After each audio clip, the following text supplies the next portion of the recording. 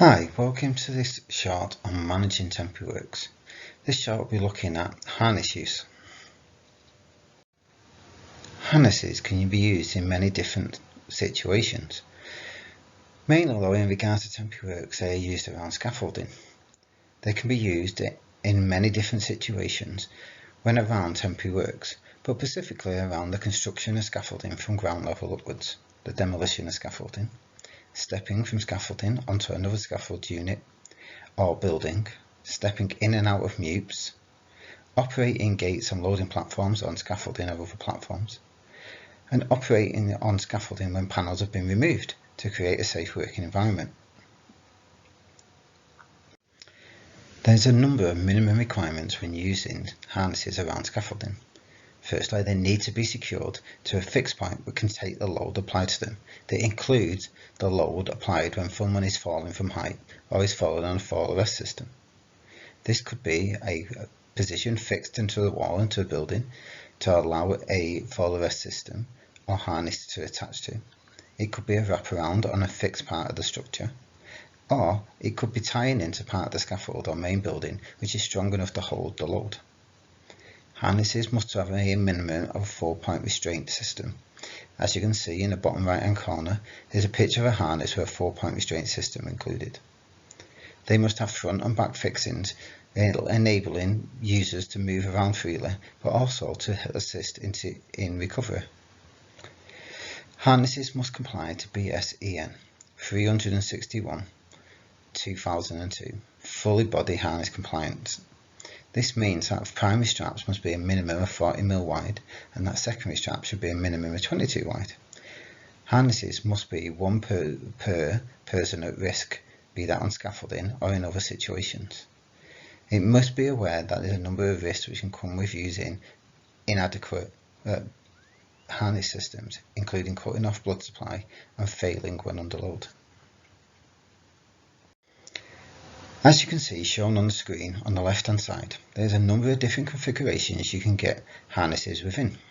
These come with different attachments designed for different uses. Attachments like fall arrest need a minimum distance to the function, and so you may need a fixed line up to the height that fall arrest can work. Also, depending on your situation, you may need more than one fixed line attachment to allow you to move safely along the scaffold or area at risk. BSEN 361 gives advice on different types of scaffolding that can be used, as well as the compliance you need to achieve when using it. Harness systems should always come with a guide on how to fit and use that harness system, be that with of different types of fall arrest systems, fixed line harnesses, or multiple strap configurations. Modern harnesses come with attachments to allow people to rest their weight onto the feet straps when they have fallen on a harness system. If these are attached, they need to be inspected and taught to the user so they can be used correctly. Harnesses should also come with an inspection card, specifically if they are being used with fall arrests. This should show you when it was last used, last inspected, and what maintenance regime has been applied to it. They should also come with a chart telling you when a fall arrest can be used and at what height restrictions from the foot level of the individual to the ground where a fall arrest can be used. If you look at the chart on the left hand side of the screen, out of the British Army ME Vol 2 PAM 1, this shows the different distances that different strap arrangements can be used, and the height that the fall arrest must be attached to allow it to function correctly before an individual hits the floor. If you can see that a standard fall arrest needs 6.5 meters to allow an individual to fall from the point of fixing before their body will freely swing. This distance needs to be accounted for on any design of use of a harness to make sure that the individual does not hit the floor and that the harness can function correctly. As you can see on the right hand side of the screen, the functionality of a fall arrest is explained, that when the fixed line point above the user's head starts the fall distance, when the individual falls from the platform, the shock absorber will start to work, the braiding within it will start to disattach, lowering slowly the individual to the full length of the strap. The latter part of the strap will then decrease the speed and absorb the action of somebody falling from height, but the individual must be able to clearly miss the ground, plinth, or any objects below them while this distance is actioning. On the left hand side of the screen is a number of other areas we should consider: that the anchorage is secure, as mentioned earlier, that the correct fall distance for the fall arrest has been allowed, that the anchor point allows the required range of movement for the individual to work in a position, that the anchors are located to continue connection without being interrupted as an individual moves along. Instruction and fitting has been given before use. All recovery means have been put in place before an individual accesses the platform. If you can design out any risks or the use of a harness, you should do. Regular inspection should be included in any harness equipment and use plan. And fall arrest systems are one use only. There's a number of risks and hazards which come with using a harness system.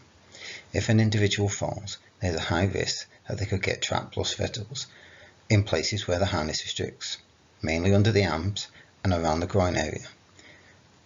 If an individual falls on a harness, they could impact with another object or could cause injury from a sudden jolt within the harness.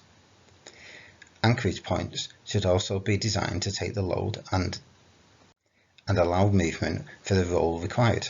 If not, they could come unloose, causing greater injury to the individual. Individuals could get trapped and tangled if the area of fall has not been designed for the specific use of the harness. It should be made clear to the operator that this area should always be remained clear to allow them to fall in case of an accident. Harnesses can also greatly reduce movement.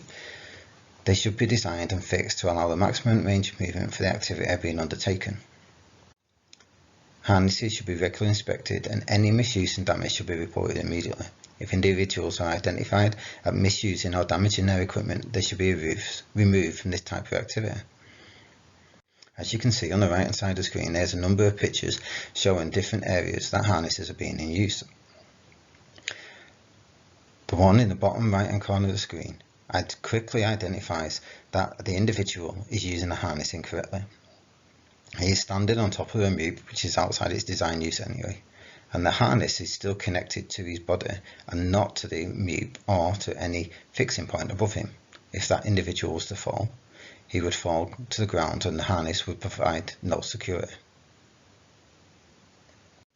So this was a short insight into the use of harnesses around temporary works.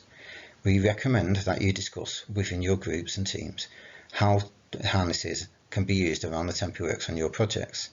Remember, falling from heights is one of the greatest causes of death within the construction industry, and this number is rising. In the middle of the screen you can see the number of deaths reported between 2010 and 2014 from falling at height. The video below is a really good instructional video and is showing you how to use harnesses better on fixed lines. We hope you look forward to our next presentation.